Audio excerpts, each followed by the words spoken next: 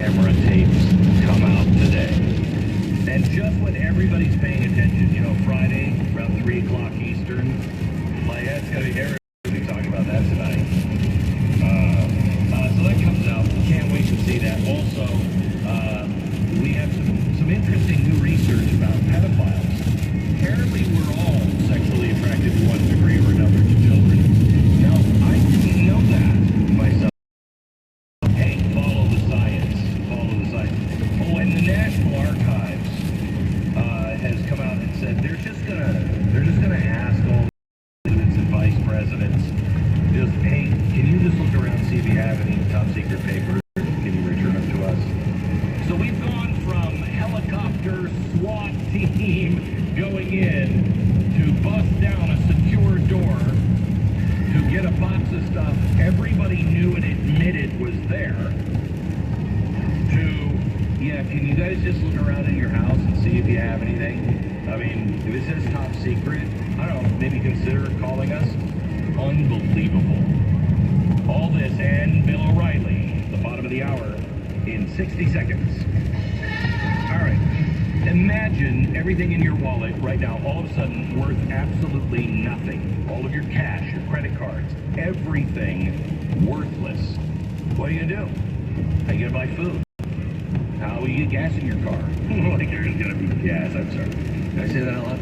There's 1,000 what-ifs surrounding that moment, and you shouldn't take any of them lightly because they are now clearly possible and probable. We are looking at a change in our currency. I think we're going to start seeing the Fed coin as early as this year, but we're going to get rid of the dollar. The petrodollar is officially over. You haven't really seen that anywhere, have you? Saudi Arabia is like, you don't need to buy it in U.S. dollars. That is earth-shattering. But you haven't felt it yet, but you will. Please call Goldline and find out if gold or silver is right for you. I mean, silver is something that you could have, you could buy cheaply, and it will hold its value. In fact, it will go up in value if these things come to pass. Call Goldline now. They're waiting for your call at 866-GOLDLINE. I'm not asking you to buy anything. I'm asking you to start your homework. Do your homework. Find out if this is right for you. Stop delaying. 866-GOLDLINE. 1-866-GOLDLINE or goldline.com. They have a special on their gold legal tender bar cards this week. Everyone purchased, you're going to receive 25 of the silver buying your business bars. No additional cost. 866-GOLDLINE. So a psychologist at the University of Montreal presented the findings related to pedophilia, recent and emerging research from academia on pedophilia. Don't you, Stu? It was given in March by Ian McPhail, or McPhail. What a great one. I thought it was an L. Are you sure this is a real story? Ian McPhail, or Ian McPhail, who is described on the university website as a registered psychologist who is currently a postdoctoral fellow. McPhail. Come on. I know his thing. It makes the story so good. I know it does. He said there are 3 levels of sexual attraction among the population. Okay, 3 levels. 3 levels. You got the 3. What are they? Now, be careful. You're going to want to say, oh, I'm that one. But be careful. Okay? Don't jump. Don't jump. Early. There's the non-pedophile. The people who claim interest sexually in children. Wow. Right? And you would say, well, that's me. Right? Okay, but no, wait to hear all your options. There is also the non-preferential pedophile. Okay. The people who have roughly equal sexual interest in children and adults. So, you know, you go to a bar, there's a 24-year. Whichever one seems to float your boat that particular day. Okay, which one do you catch? That does not make you a pedophile. No. That makes you a non-preferential pedophile. Exactly. And this psychologist wanted people to know that most people have some level of sexual interest interest in children. Okay, very great. Great for them to let us know. I don't necessarily agree with that. But you're not jumping too early. You're going to get other options. Here's the other preferential pedophile. People who have just much more interest in children versus adults. Much more. Much more. So potentially some. There's only 3 categories of people. Really?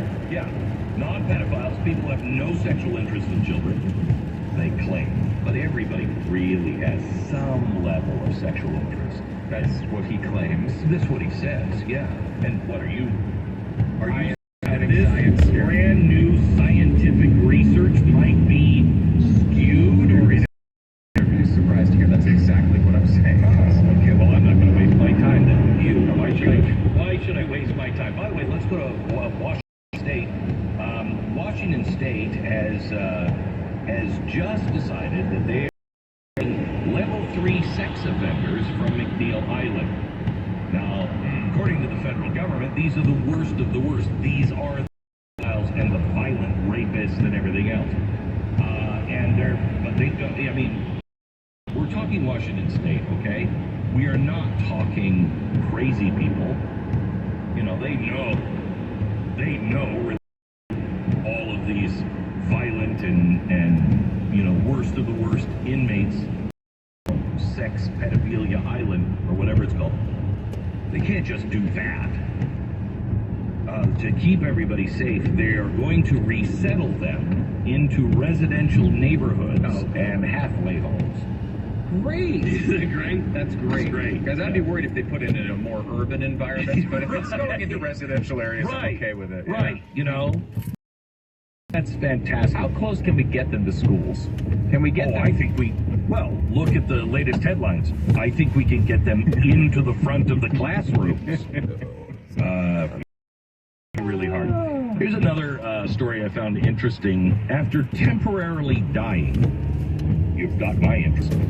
After temporarily dying, There's been some big stories about that in the past. Right. I remember some books written about this. in particular, after temporarily dying, he rose from the dead. Yeah, I remember that one. In 2016, Gerald Johnson said he was lifted up out of hell, and I came back to earth. Now, he's a priest. Now, I want you to hear this story. Whether you believe it or not, it's up to you, but I want you to hear what he said. He said he died in 2016 after a heart attack, and he visited hell before he came back to life. My spirit left my physical body, he explained. I thought I was going upward because I had done so much good in this lifetime and helped so many people, and I made so many decisions that were godly decisions. But as opposed to me going up, I went down. I went literally into the center of the earth, and that's where hell is. I don't know, we don't have new research on that, but I'm not here. But anyway, explaining what he saw in hell, Johnson said he wouldn't wish it on my worst enemy. Okay, that's probably okay. The things that I saw there were indescribable, and it makes me emotional every time I talk about it. He described seeing a man walking on all fours like a dog and getting burned from the head to toe. His eyes were bulging, and worse than that, he was wearing chains on his neck. It was like a hellhound. There was a demon holding the chains. Now, I'm not sure if that's hell or San Francisco. It could very easily be. Like telepathic communication, I knew the demon was sent to the death. He went on to recall how songs also played a role. Rihanna's Umbrella was playing in hell. That totally believe. That I now completely believe this guy. Well, wait a minute, hang on. There's more. He also said another song was being played by demons to torture the human to hell on a never-ending loop, and it was Bobby McFerrin's "Don't Worry, Be Happy." Wow. He said that blew me away. We went through that. When those songs came out, we all went through literal hell. Because that was exactly what was happening. Yes. Constant Ella, hey. Just to have another baby. He's amazing. It was there. I got it. I believe him. actual account of hell. We should talk to him. Yeah. I think I'd like to hear it. I'd like to hear him talk about it. It would be fascinating. Yeah, it would be fascinating. I don't know if I, believe the Rihanna thing. He did say it was to torture people to show that they spent their whole life focused on something other than good and evil and God. And so on umbrellas. Exactly right. Exactly right. I don't know how God works, but I think Satan would work this way, through Bobby McFerrin.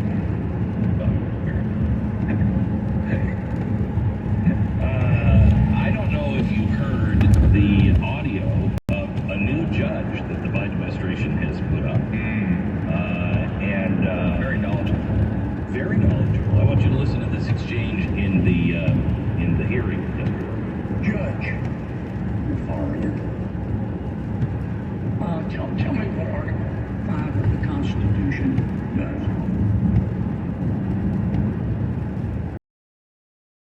Article 5 is not coming to mind at the moment. Okay. How about Article 2? Neither is Article. Okay. Do you know what verboscidism is? In my 12 years as an Assistant Attorney General and my 9 years serving as a judge, faced without precise question. We are the highest trial court in Washington State, frequently faced with issues that I'm not familiar with, and I thoroughly review the law, our research, and apply the law to the facts presented to me.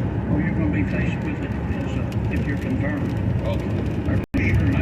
May I just point out that I'm a little uncomfortable, and call me, but I'm a little uncomfortable with somebody who's a judge who doesn't know the Constitution.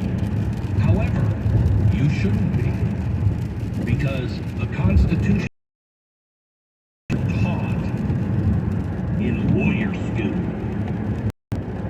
They don't teach the Constitution. That's not part of your, What? Is that the basis of what you're doing?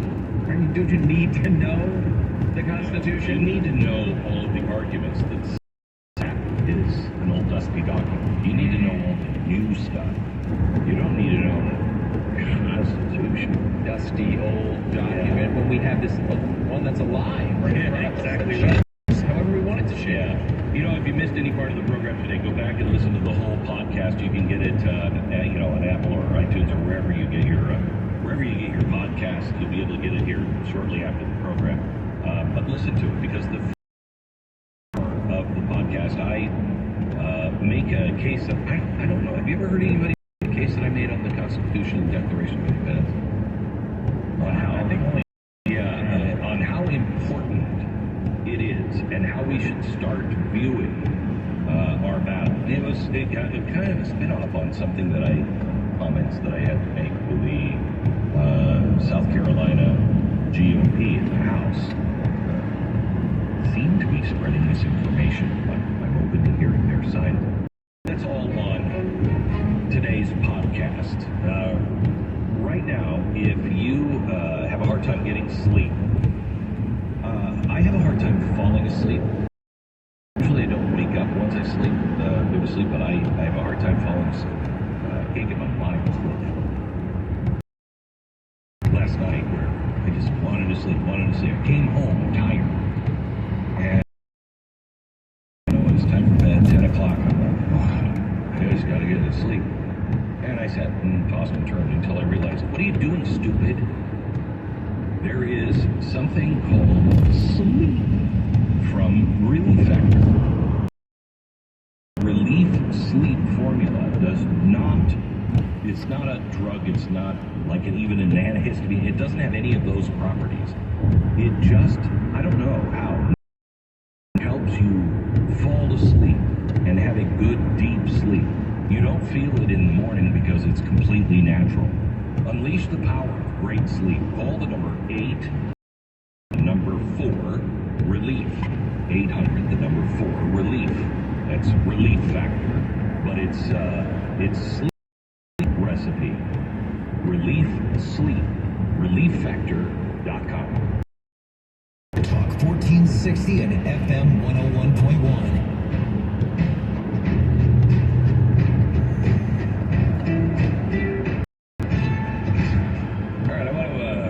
Clip of what is posted now, was posted yesterday at Blaze TV and will be up for my Saturday podcast. It's Neil Oliver. If you don't know who Neil Oliver is, he's a very famous, or I don't know what they call presenter on TV in the UK. He did all kinds of documentaries for the BBC on history, and he's an archaeologist. And used to trust the government, and then COVID happened, and he doesn't trust them at all, and he started looking into the World Economic Forum and everything else. Now he's called crazy. He was really well respected until he took it. And I talked to him about, freedom and World Economic Forum, the history of America as it relates to Scotland. And he taught me something about the pursuit of happiness I'd never heard. Listen to this clip. You mentioned the impact of Scots in North America, and obviously I would echo that. I'm very aware of a man, a character, Francis Hutcheson, who in the latter part of the 18th century, so the 1770s something, he held the chair. He was the professor of moral philosophy at Glasgow University, and he taught